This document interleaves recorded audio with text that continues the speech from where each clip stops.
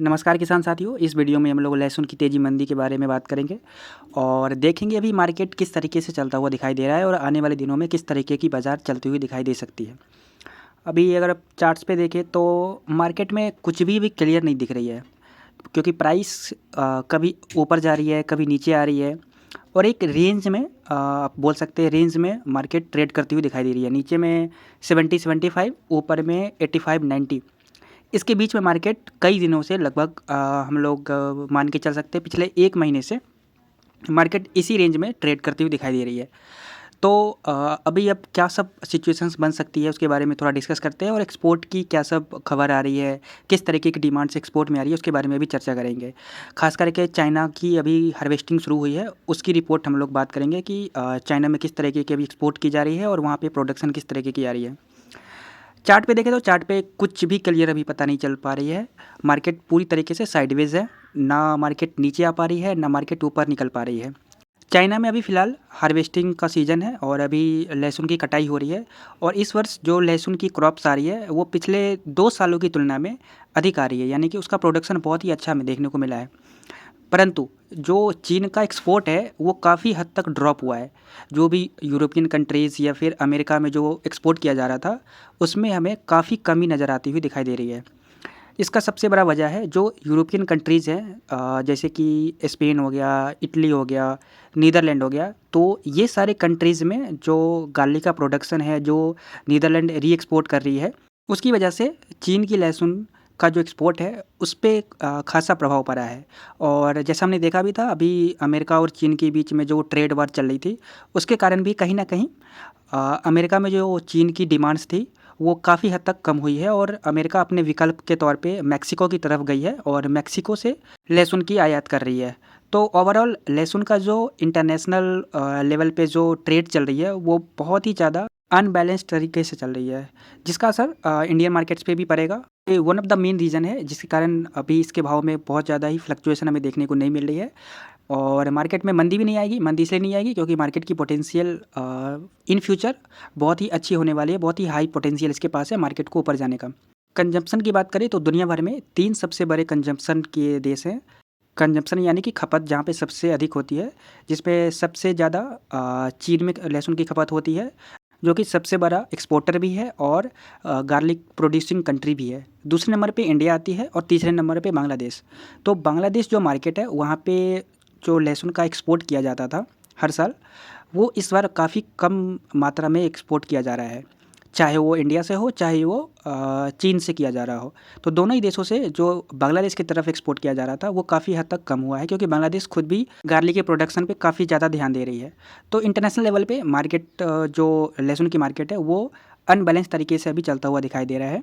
अब इंडिया की बात करें तो इंडिया में जो लोकल्स डिमांड है, वो कहीं न कहीं काफ़ी हद तक हमें बढ़ती हुई नज़र आई है और अगले हफ्ते मुहर्रम के टाइम के आसपास में इसकी खपत काफ़ी ज़्यादा बढ़ जाती है।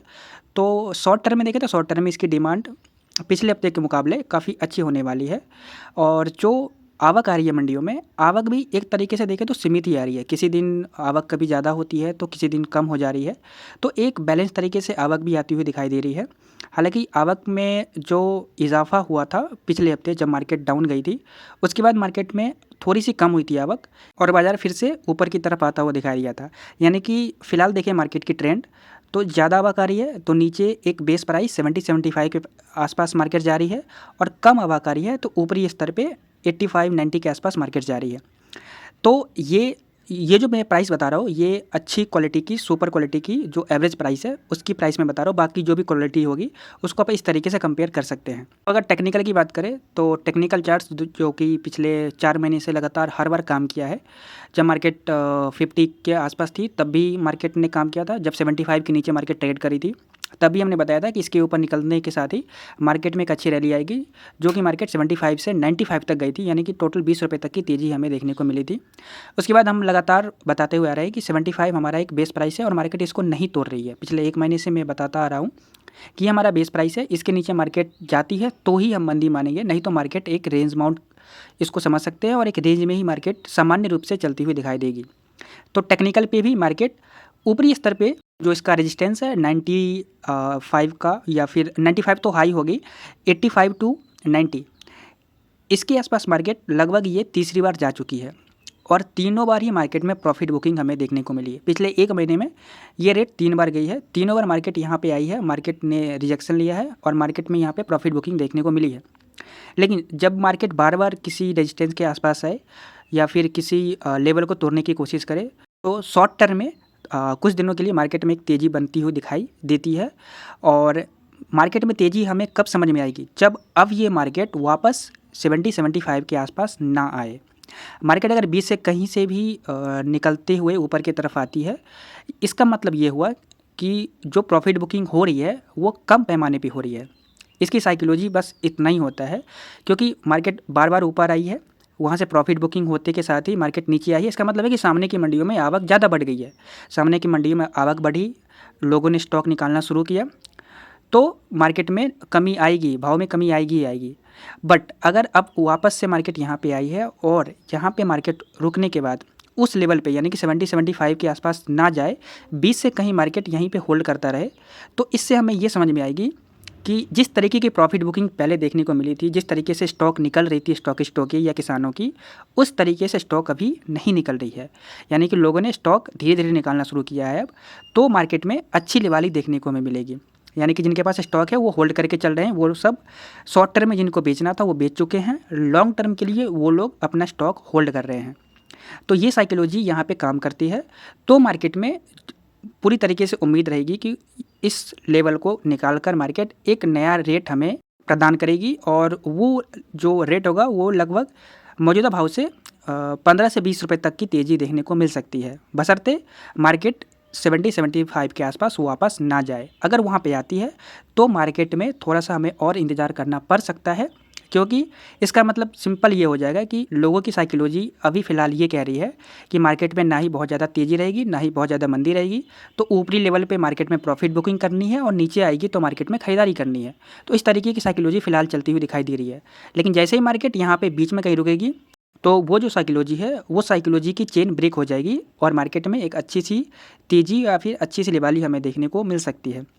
तो ओवरऑल अगर देखें मार्केट में, मार्केट फ़िलहाल बहुत दिनों से साइडवेज चलती हुई दिखाई दे रही है, बहुत दिनों से इस रेंज में फंसकर मार्केट कुछ खास नहीं कर पा रही है। तो आने वाले दिनों में देखते हैं मार्केट में, क्योंकि डिमांड अच्छी आने वाली है और जिस तरीके का मैंने बताया कि चीन में अभी हार्वेस्टिंग इस बार अधिक हुई है, अधिक क्रॉप आई है, तो उसका एक्सपोर्ट अगर बढ़ता है, किसी भी देश का अगर एक्सपोर्ट बढ़ेगा तो उसका असर पूरी दुनिया पे होगी। अगर चीन से पॉजिटिव न्यूज़ आती है कि चीन का लहसुन एक्सपोर्ट अच्छा खासा किया जा रहा है, तो उसका असर इंडियन मार्केट में भी पड़ेगी और इंडिया से भी जो एक्सपोर्टर्स है वो एक्सपोर्ट में आगे आएंगे और यहाँ पे जो लिवाली होगी, जो स्टॉकिस्ट होंगे, उनकी खरीदारी बहुत ही अधिक देखने को हमें मिलेगी, क्योंकि ये मार्केट के लिए एक पॉजिटिव संकेत होता है कि मार्केट में डिमांड्स अब अच्छी खासी होने वाली है और मार्केट में डिमांड बढ़ने वाली है। तो ये थी हमारी तेज़ी मंदी की रिपोर्ट, जिसमें हम लोगों ने ओवरऑल समझा है कि मार्केट एक साइडवेज बिहेवियर दिखा रही है और आने वाले दिनों में ट्रेंड अभी भी पॉजिटिव है, तो इस ट्रेंड को फॉलो करते हुए मार्केट ऊपर की तरफ ही जाती हुई दिखाई दे सकती है। इसके ऊपर अगर कोई भी और रिपोर्ट आती है और चीन की एक्सपोर्ट के बारे में कोई भी खबर आती है तो मैं आपको ज़रूर पहुँचाऊँगा। और चीन की एक इम्पोर्टर से हमारी बात भी हुई है, उसके बारे में भी मैं आपको बताऊंगा और उनकी भी मैं हो सकता है पॉसिबल होगा तो मैं आपको उनकी रिकॉर्डिंग भी सुनाऊंगा कि उनसे हमारी क्या बात हुई थी और उनका क्या कहना है लहसुन के एक्सपोर्ट के बारे में। तो बने रहिए हमारे साथ।